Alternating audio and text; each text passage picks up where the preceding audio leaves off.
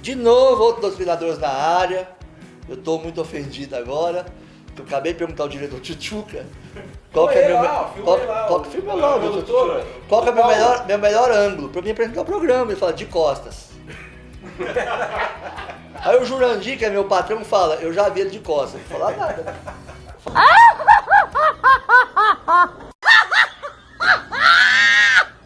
Bom, o programa hoje é o mais sério de todos. Eu falo sobre o quê? Dinheiro. E para falar de dinheiro, o que eu trouxe? Eu trouxe quem tem dinheiro. Né? O César e eu, a gente gosta de dinheiro, ponto. Esses dois gostam e têm dinheiro. Tá vendo? É diferente. Eu acho que é diferente, eu acho que vocês precisam de dinheiro. Nós gostamos. É mais humilhante aí.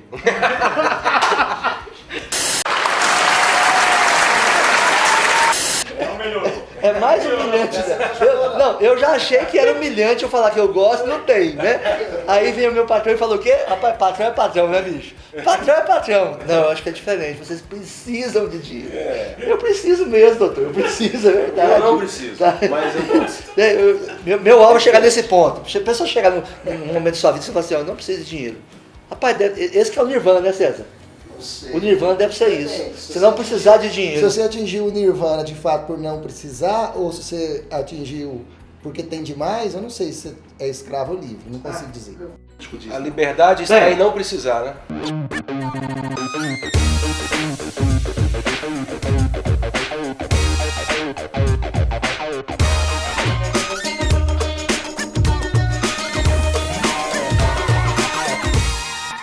Nosso convidado é o Thiago.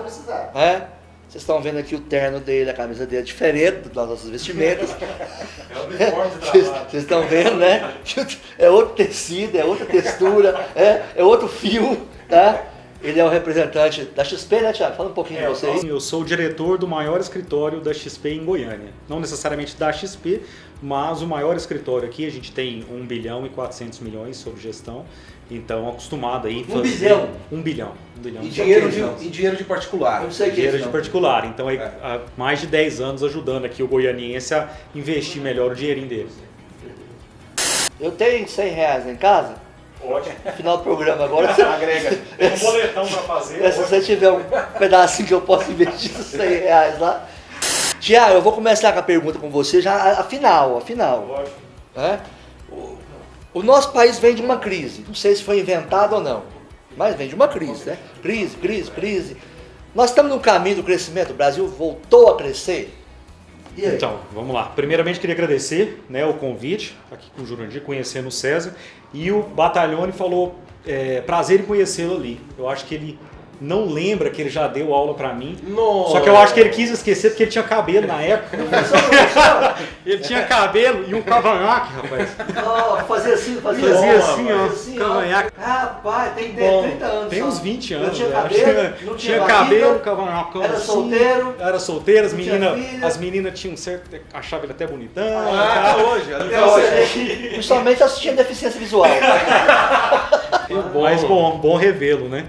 Eu não sei se o pessoal vai querer muito saber da vida particular de vocês, não. Acho que, Vamos voltar aqui?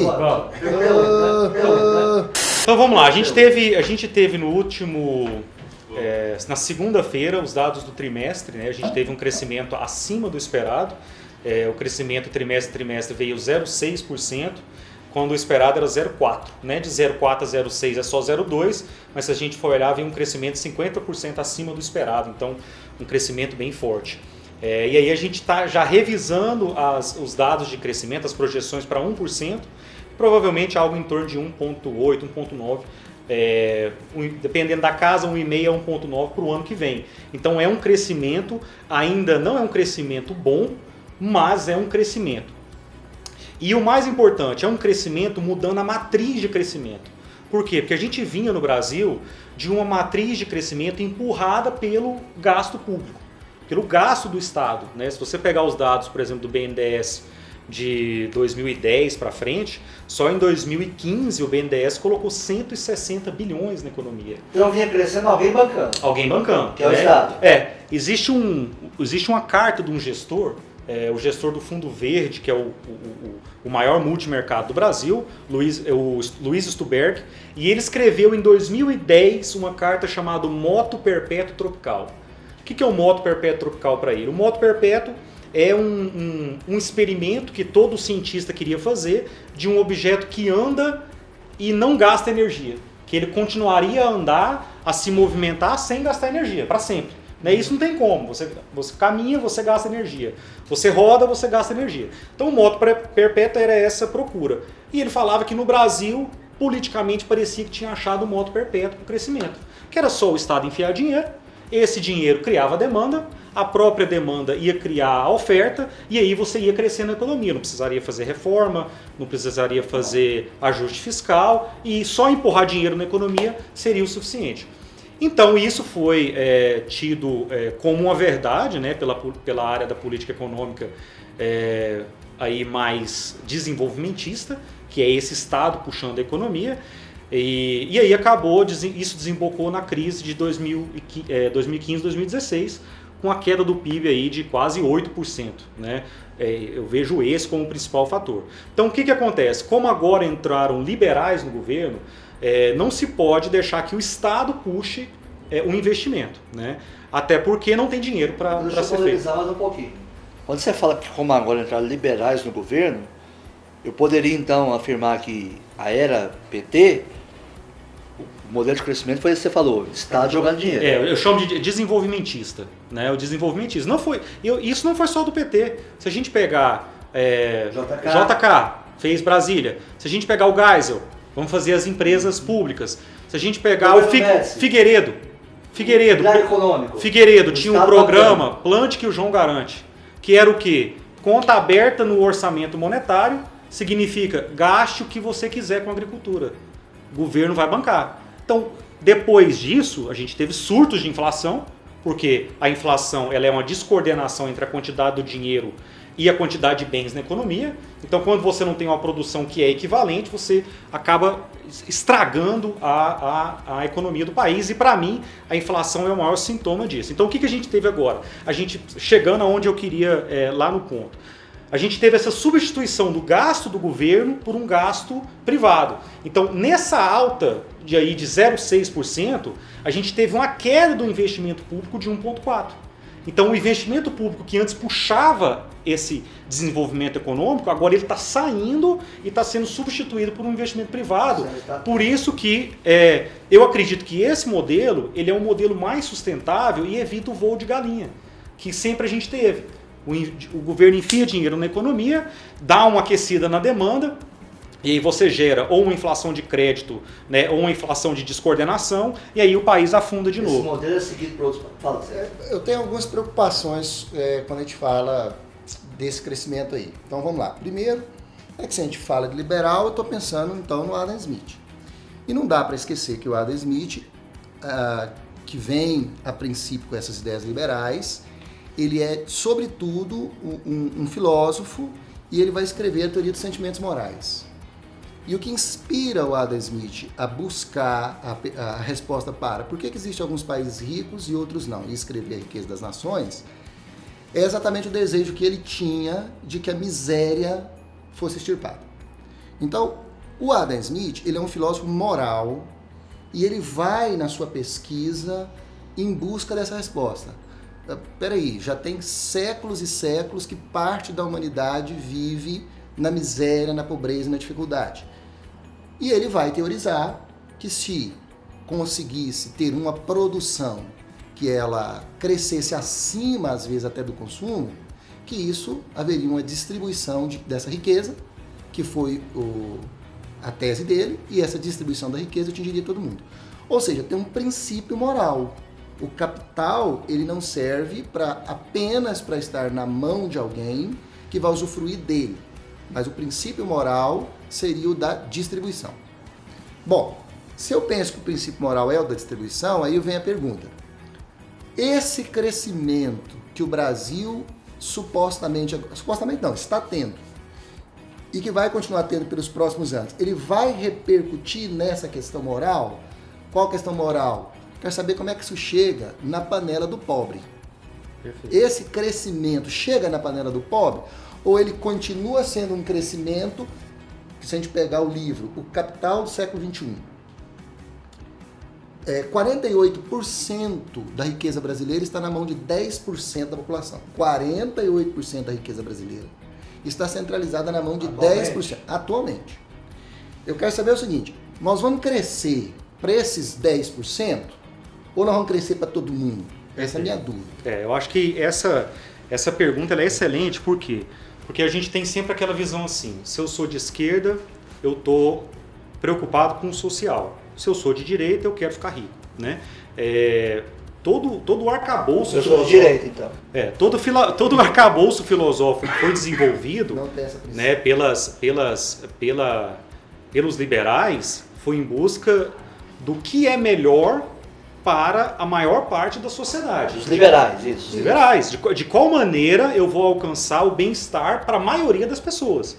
E os liberais são focados, assim, de maneira bem simplista, eu resumiria em 2 pontos, que é acreditar no indivíduo como força transformadora acima do coletivismo. O indivíduo tem o poder de transformar a sua própria vida, e acreditar num sistema de preço. O sistema de preço é fundamental porque ele coordena, né, as interações sociais, ele coordena e ele traz aí uma melhor qualidade na organização da sociedade, né? Se você tiver que ter o Estado para coordenar tudo, acaba criando mais dificuldade. E aí o que a gente percebe? Que o grande motor de diminuição de desigualdade social no mundo foi o livre comércio. Do meu ponto de vista. Se você pegar o desenvolvimento que a humanidade teve nos últimos 200 anos, né, porque a verdade, tem um cara, um liberal que eu acho fantástico, é o Thomas Sowell, né, um cara brilhante, que ele fala que a pobreza é a regra no mundo. Sempre foi, historicamente, a pobreza é a regra da humanidade.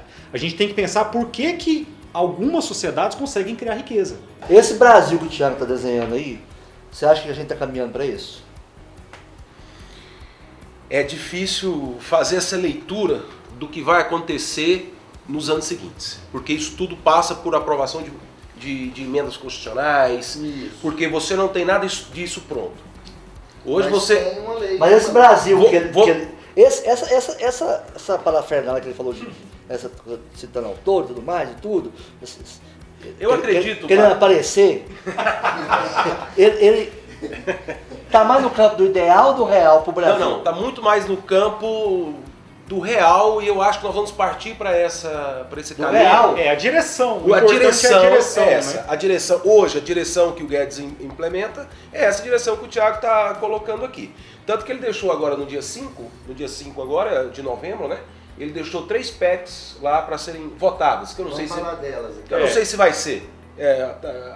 O Pacto Federativo, para que esse capital chegue mais fácil, mais rápido no Estado, no município, a reforma administrativa, para que o governo tenha uma autonomia maior de conter gastos públicos. Então eu acho que o caminho tomado por esse governo Agora, eu não vejo o Estado por si só gerando as rendas para que ele se auto-realimente. Eu não consigo ver. Quem vai alimentar e quem vai gerar riqueza vai ser sim o cidadão que empreende. Quando você coloca esse cidadão empreendendo, você vai pegar o dinheiro e vai fazer com que ele chegue na ponta um pouco mais rápido. E vai fazer essa riqueza para o Estado. Hoje os impostos, na data de hoje, nós devemos estar arrecadando em torno de 1,8, 1,9 tri.